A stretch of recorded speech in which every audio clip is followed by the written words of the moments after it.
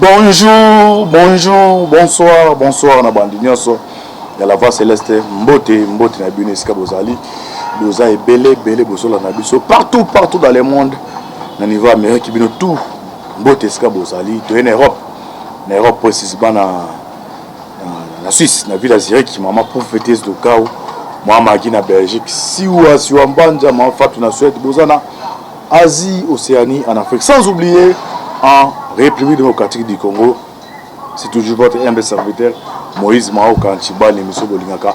Tout le bateau, automessage au Pesabino ba actualité politique en temps réel. Boye bateau za wapi, tozo kene wapi, tokosuka wapi. Merci d'endroit c'est ma caméra. John Maboke Bende Ndeko Alvin Berlesi naturel. Cécile Mboko la petite maman de Banse Arande tout le bar toujours Lola les ako futa simatoko loba Zamba botoko zoe wapi ne to cannabis na bino ke non antibal émission to le bateau to le bateau tozana singo tozana kata mai so moi biso to bimi boye pour te pesa bino o eza ko se passer na kata mai actuellement boye ba dessous des cartes accord wana ba point nini oyo les importants ba demoso ba comprendre été na boye bisa bino na muke tozana ngo. Donc, expliquer bino banani baza ba parrain. Donc ba parrain ya Kagame babimi kuna na Kenya. Moi moko tu na Ntiba eza banani. Tolo bate. L'émission où to le kana bisa bino que non. Dossier à est eza na ba résolution ta 3 b 4. Ya liboso d'abord libanda. Na libanda kuna tseki da okinda okuma pena na noyo na bango te. Hein? Mona awa kishasa système o basala Kabila. Macha ke non bazo ba maître volontaire donc pour attaquer ba kuluna paye mo kazala ku na ibindi ngezalaka yande mo pour na tsela comme un niveau lobbying à libanda so komika bandoko ça nous soutenons non mais au pesi mu kongo habitat zobo alors laissez-le moi tirer la comme kuna azala partenaire ba collaborer na sécurité les États-Unis comme les États-Unis bazara na bango yenda ke na convaincre ba partenaire na bango yon to ba ke non bitumbe ça na ba voler belé à pas voler diplomatique voler militaire. Après ça, il y a une piste. Alors, le troisième point. Tout le Bélamouké, pour na makambo etali accord, to beta na ibisa bino skoba parrain ya Kagame za banani. Kagame azozo moto mangongi moto makasa azozo yango wapi. To bana na point ya ba accord. Na kati accord wana 4 points importants à retenir. Non, qui en briefing pour ba de vous comprendre. Na répéter. Et monsieur Zalinga dans le Balingala. Ba chef c'est président en Afrique, la région. Ba kenda na Kenya et pas président ou Kenyatta pour na ba yoka na ba signer mon coloto mon ko yoka nisa babilo connaît ça les masouté. Ils avaient première fois déjà essayé en 2013 mais Kagame yoka kate. Les na bengi azana politique à la Poutine. Doye penda ba pour yebu à ce qui sont possible Congo à continuer na hein. Il y a zone de ngulu Kagame azana de ngulu. Donc ato sokole ndeni na continuer toujours na makambasa la kawana. Alors na ba point na premier point. Donc résolution conclave EAC. Ba point na retenir 1. Ba yokani nini? Reconnaissance de la suprématie de la constitution de la République démocratique du Congo. De la carte accord wana ba pays non so ba bisi ba que non. Reconnaissance de la suprématie de la constitution de la République démocratique du Congo, c'est-à-dire le Binini. Dengue 1v3. La condition RDC sur le Biboé. Gouvernement ayoka na rakaka. Aroke na processus de dialogue na ba na mboka o batomboki ou souvent ba rebelle.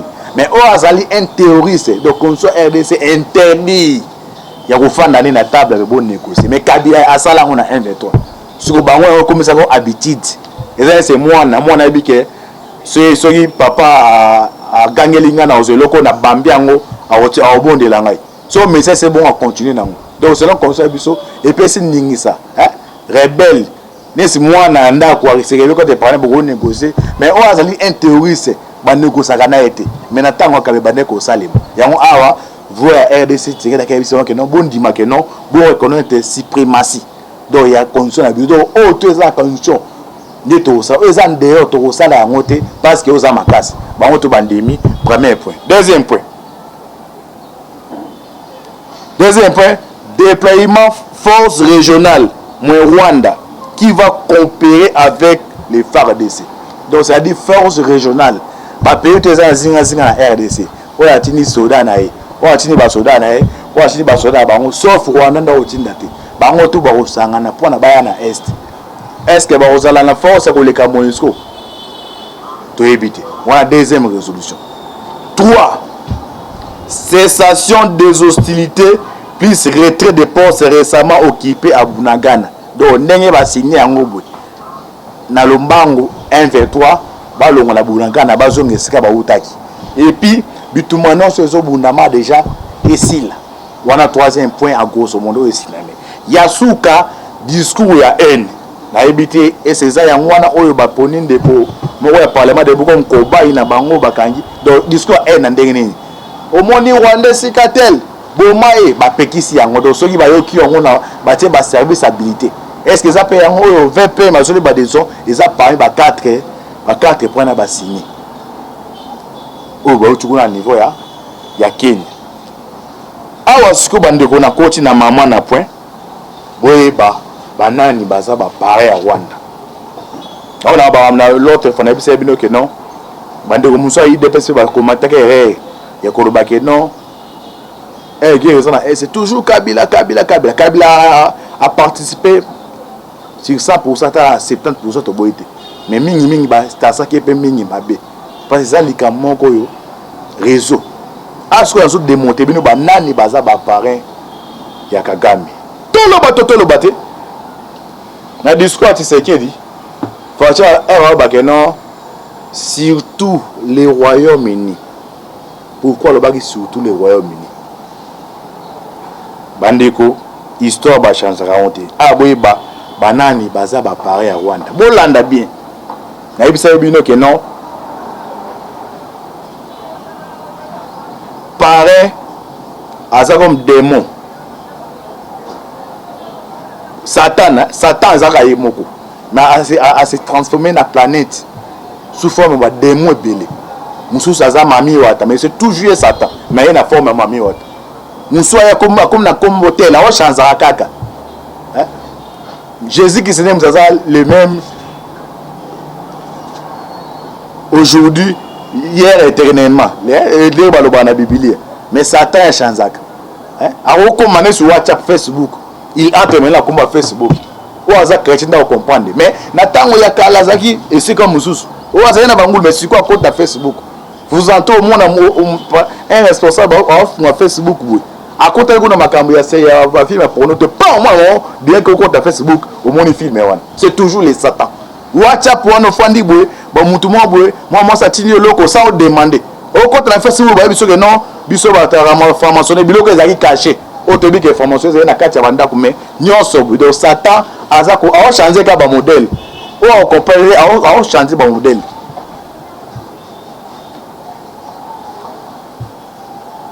Awa comprendre ndenge ba paraka ba dani baza ba paré Paul Kagame to landa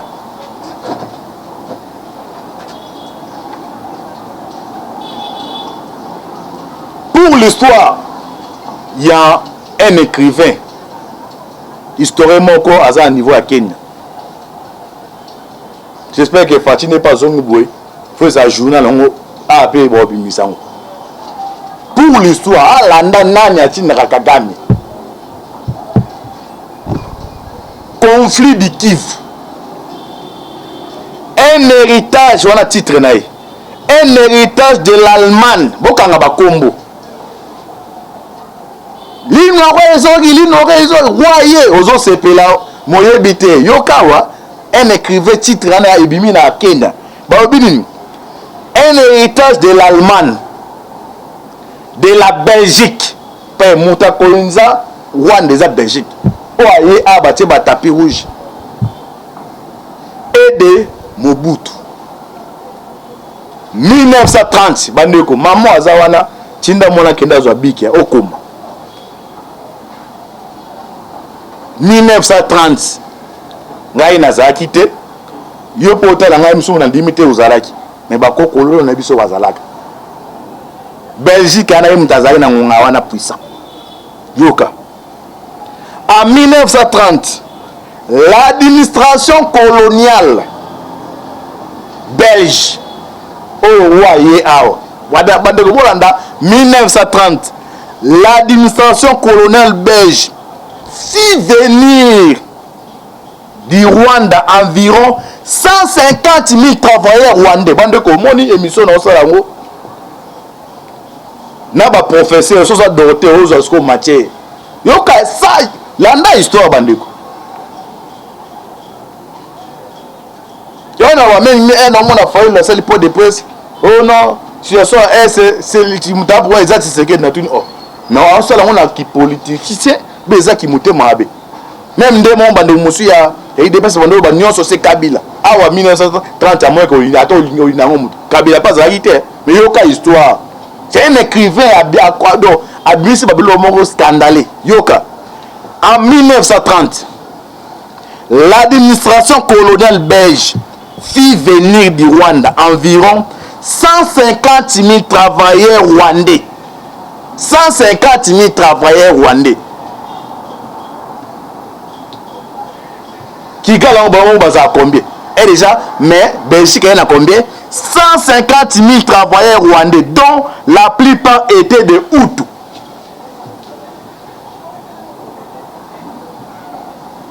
Ngongawana, biso, bakolo mabele, vous voyez le côté. Hein? Et c'est si John a foutu un daku nae, hein? A foutu un daku nae studio.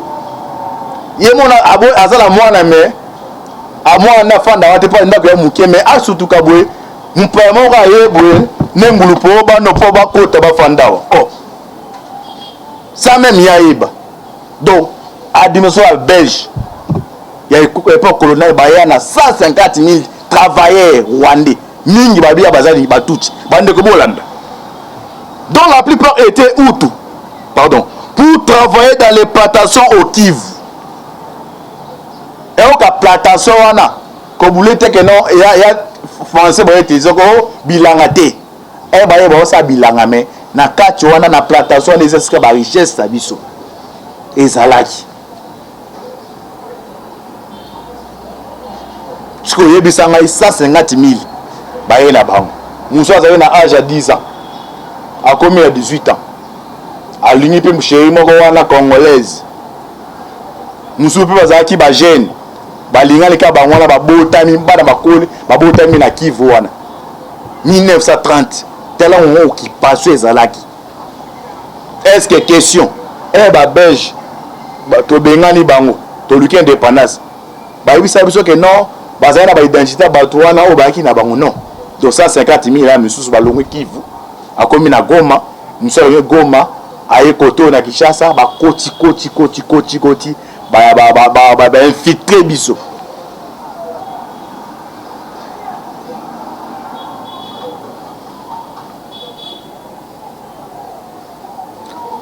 Deuxième événement 1962.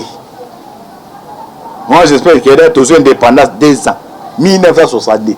Voilà mon bout au pouvoir. Dobandeko ato ina olinga tseke dangote so fondika bobando biloko yo leso mona ba presse peng na tape na bia ata ye politique on comme na buzoba 1962 une autre vague de réfugiés rwandais 150 000 baillés na 1930 32 ans après donc ba boti dedans donc ça dit donc na ba rwandais ba pays ko baillé après 32 ans vague moussoué baillé combien landa en 1960 une autre vague de réfugiés rwandais pour la plupart des Tutsis donc 150 000 Hutus baillé après 32 ans ba Tutsis sous baillé ou à génocide landa 1960 une autre vague de réfugiés rwandais pour la plupart des Tutsis qui avaient fui le conflit qui éclata au début de l'indépendance du Rwanda. Eh bon, il y a besoin de l'indépendance au Rwanda, bah tout le monde sous bail.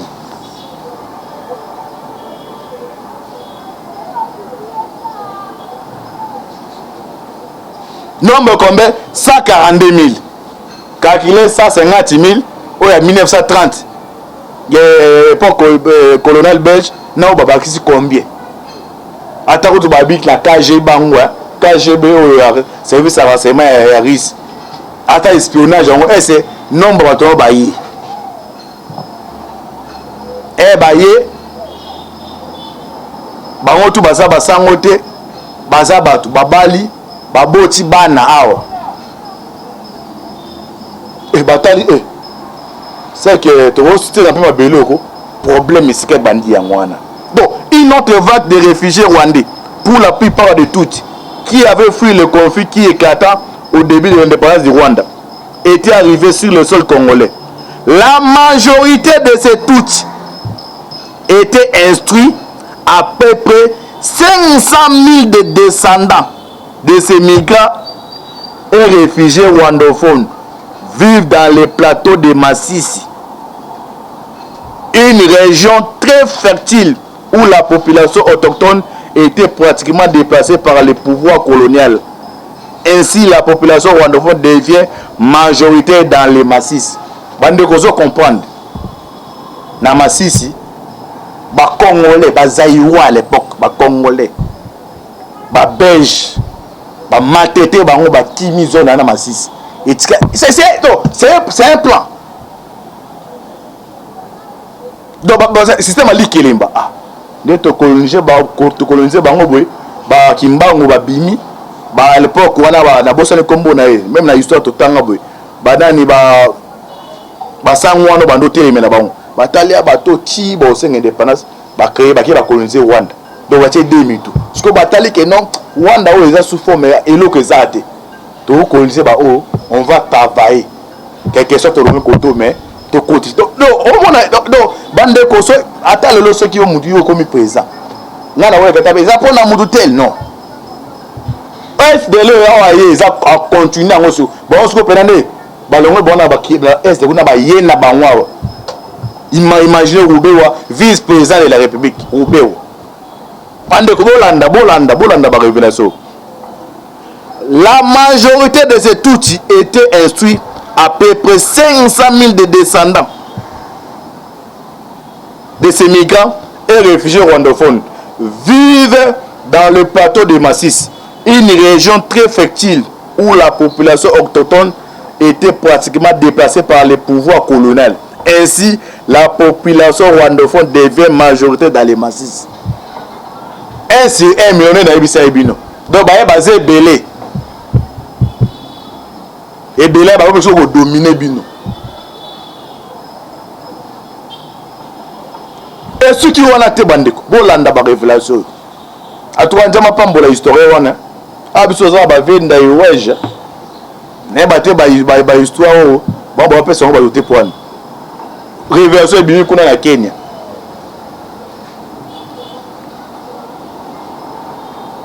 Yawo mona tege de asa de gaso awa na rela ko semisa bi que non ba Rwanda ba linga ba occuper terre na biso. Alobi ango donc tu sais pas comment sentir ko donc dans ce moment le temps ba formation monsieur Zandebo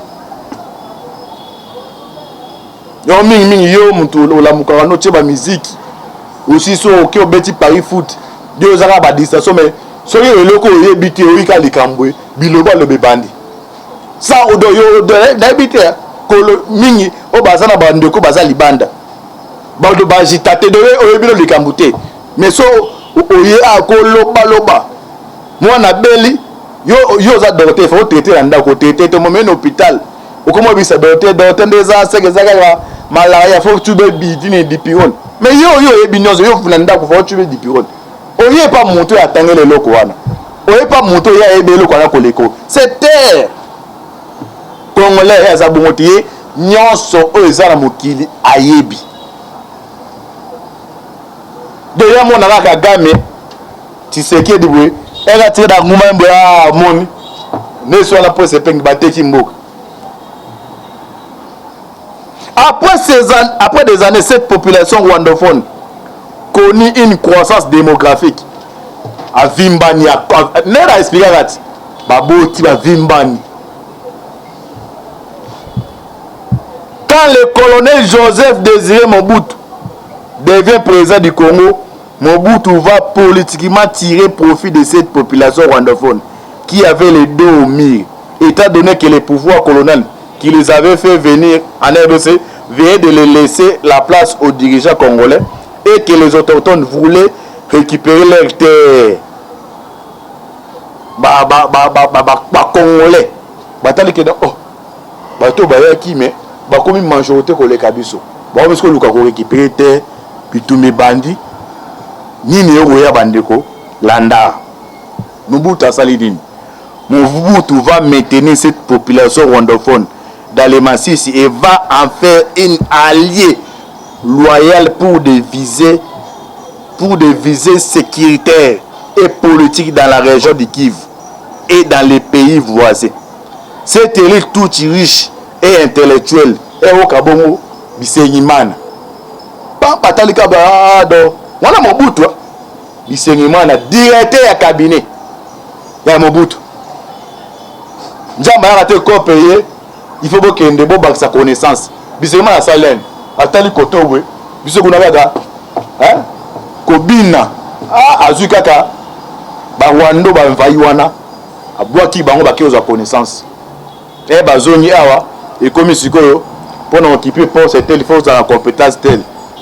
Kaka bango wana baki kuna sous forme ba congolais. Mais en réalité c'est toujours les Rwandais au ba oyo et peuple colonial ba kotisa bango. Ba yeba boti bana bango abana ba koli bisengimana na stratégie. Oh te, biso wa général te, ou ya papa azu ya tini ba cause de connaissance. Ni ne salebi.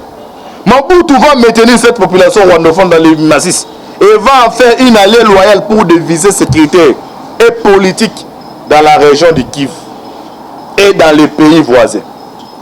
Cette élite toute, riche et intellectuelle comme tous les migrants dans le monde, vivait avec un sens très fort d'identité communautaire à préserver. En 1973, appliquant sa politique de zaïranisation, Mobutu va céder et vendre à cette élite toute installée au Kivu depuis plusieurs décennies les compagnies et les fermes arrachées aux expatriés européens à Massis.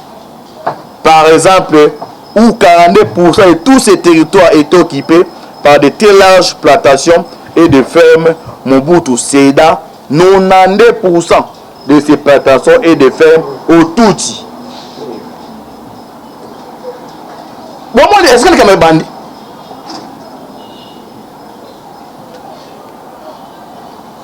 Cette situation va créer davantage une réelle antipathie entre les autochtones déplacés, pour la plupart des Houndés appauvris, et les privilèges Tutsis. Au début des années 90, avec la pousse de la démocratie, Mobutu est sous pression et s'il conseille de son entourage, le maréchal Mobutu va se dresser contre cette communauté toute en vue de distraire l'opposition et la société civile qui cherchait l'alternance des manières démocratiques. Cette situation va conduire aux vagues de violence qui ont éclaté en 1993 entre les autochtones et les populations Tutsi et Hutu.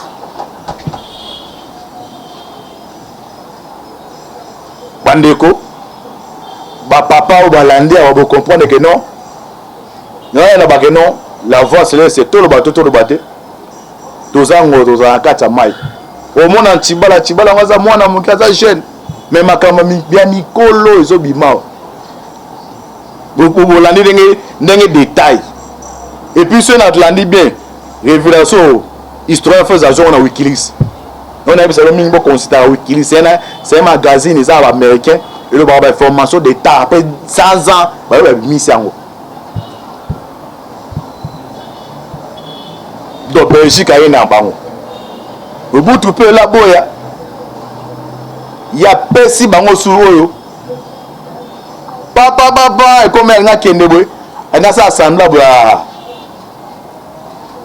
Kabila Musée. Est-ce que vous pouvez prendre quoi achever pendant mission? Il y a un petit le problème moi les a yango. Ce que vous bisangai Nathan on a mis 30. Tous en a consulté époque coloniale. bazwaki d'ailleurs ba nationalité plus de 150 000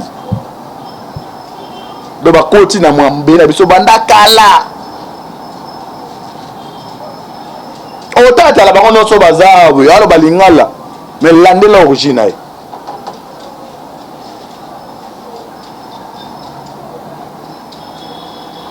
eza pour dossier eza niveau ya est siko nakolala kolamuka boye te attendez bando ka IDPS bazala position ba aujourd'hui IDPS oza pouvoir bien les les ba sentiment ba sentiment ya koloba ils a problème ça la profondeur ni bando comprendre ba parler na ba odani Allemagne Royaume-Uni na Belgique donc on a pas une émission autour les kala que non il faut ba partenaire de base la sincère lina lumu bezongi c'est dans ba geste moko tondimi mais est-ce que ozo continue toujours Kagame a profité des locaux hein ayebi histoire do azarisé pardon Kagame monana ayebi histoire oyo a participé na yango de commerce politique dans mon quotidien ayebi yango yo mon commissaire ni arrogant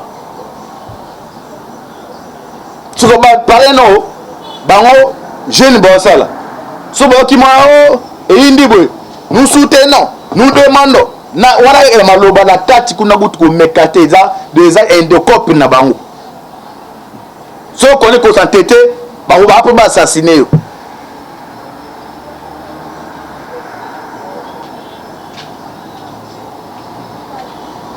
on a bagi l'autre pas partenaire c'est que les États-Unis ce qu'on linga jouer sincérité aïe beloko et puis la carte à corps il pas zali là les détourner mais ça les marate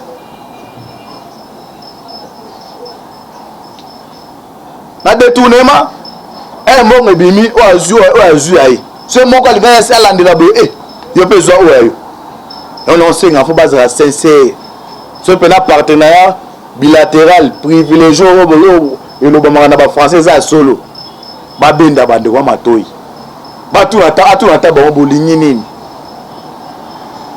à travers déjà copa boy ba téléphone do ba osala o ba bando do biso to linga ba ordinateur portable et où ta partie ba ma bena biswan et créer le bango mon pays bena bango za boy na ba mafia ce que ça si on la musique boy pour na o Tshisekedi nde balinga ka oza mbali kitoko c'est to tiki jamais ndako ça veut dire jamais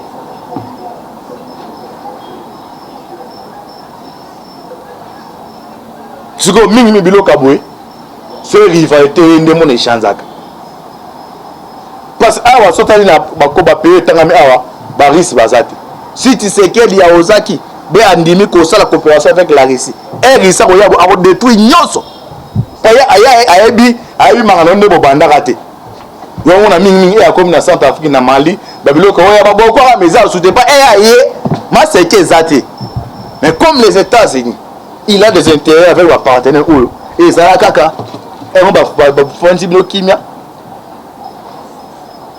basa libre parce que biso ba congolais comme tebi o ba ne boyebi te boyebi histoire ndenge zabwe o na limboli an expliquer to Lucas ko to organiser armée na biso parce que pour organiser armée na biso faut ba infiltrer no so ba kota basa nini ba bima ndeka na famille zaka so bota la TV bo so le kama famille baba nini baba paye bo mo ba to so la famille yande on potolonga batu wana ça pas mbola bino.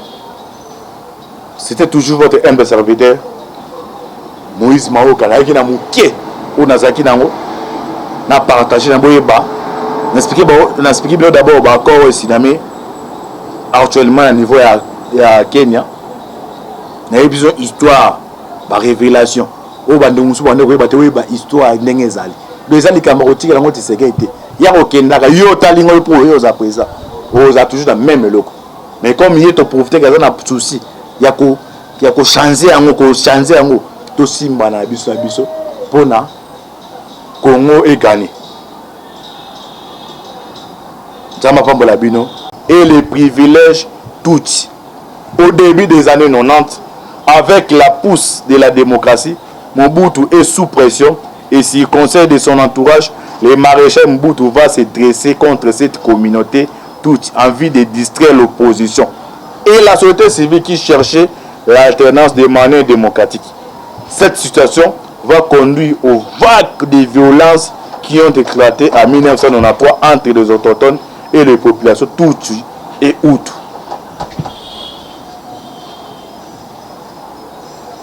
Bandeko, papa ou balandi va comprendre que non, la voix c'est tout le bateau, tout le bateau. Tozango, tozanga kata mai. Au monde en Tibala, on va mwana mukaza jeune. Mais makama bien mikolo ezo bimao. Vous landi dengue détail. Et puis ceux qui landi bien, révélation histoire fait à jour na Wikileaks. On a vu ça le mingo considéré Wikileaks, c'est un magazine américain et le bar d'information d'état après 100 ans, bah mis ça en. Donc Belgique a une bango. Le bout tu peux la boya. Il y a pesi bango sur oyo. Papa et comme elle n'a kende boy. Elle a ça semblable à Kabila Musée. Yes ko pena prendre hein? Quoi achever pena mission. Yango ti le problème moi les a yango. Ce que bisangai Nathan on a mis 30. Tous la consulté époque coloniale.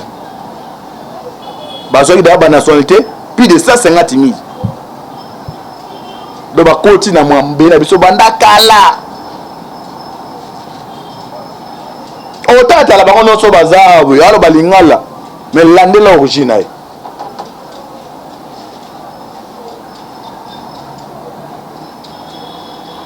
Et ça pour dossier à niveau ya est. Si ko na kola la kola mukabote. Hein?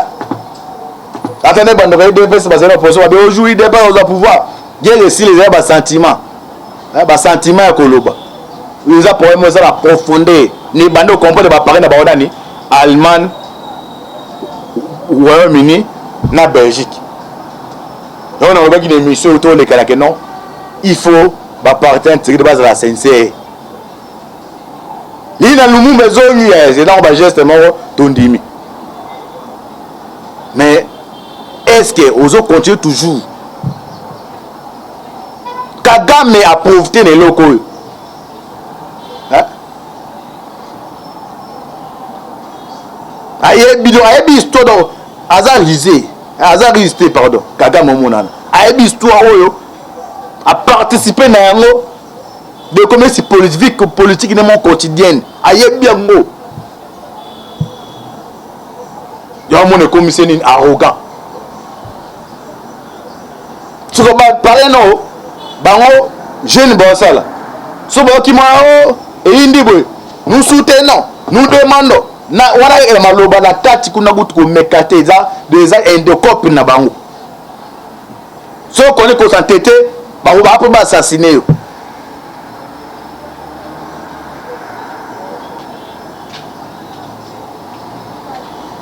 On a besoin l'autre pas. Partenaire, c'est que les États-Unis. Ce qu'on a joué sincérité, aïe beloko. Et puis la carte à corps pour y pas aller. Il y a les détourner mais ça les marades.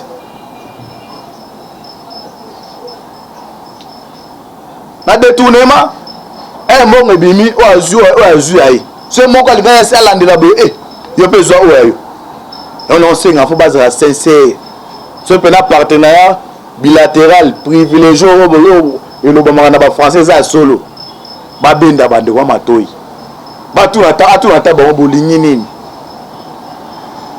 à travers déjà copa boy ba téléphone to ba sala o ba bando do biso to lenga ba ordinateur portable et où t'appartiens à ma benne à Biswan et créer le bango mon le pays ben à bango zaboué na ba mafia tuko za si ola mwika boye pona o Tshisekedi nde balinga ka oza mbali kitoko c'est to chiki jamais ndako ça veut dire jamais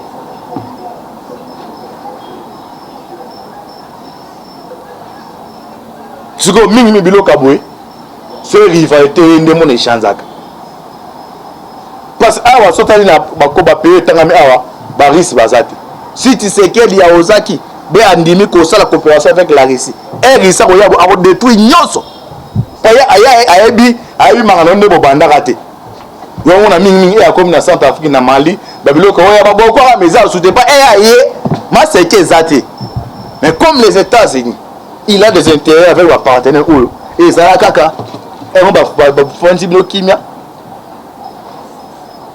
basa libre parce que biso ba congolais comme tebi o ba ne boyebi te boyebi histoire ndenge zabwe o na limboli an expliquer to lukas ko to organiser armée na biso parce que pour organiser armée na biso faut ba infiltrer no so ba kota basa nini ba bima ndeka na famille zaka so bota la TV bo so le kama famille baba nini baba paye bo mo ba to so la famille yande on potolonga batu wana ça pambola bino. C'était toujours votre humble serviteur Moïse Maoka qui na muke ou nazaki nango na partager na boyeba n'expliquer d'abord ba corps ici actuellement à niveau ya Kenya na besoin histoire ba révélation o bande musu bande ko ba histoire ndenge ezali bezali kamarotika nango Tshisekedi ya okendaka yo talingo pour yo za présent o za toujours la même loko mais comme il est profiter que na souci ya ko changer yango to simba na biso pona Congo e gagné. Jama pambola bino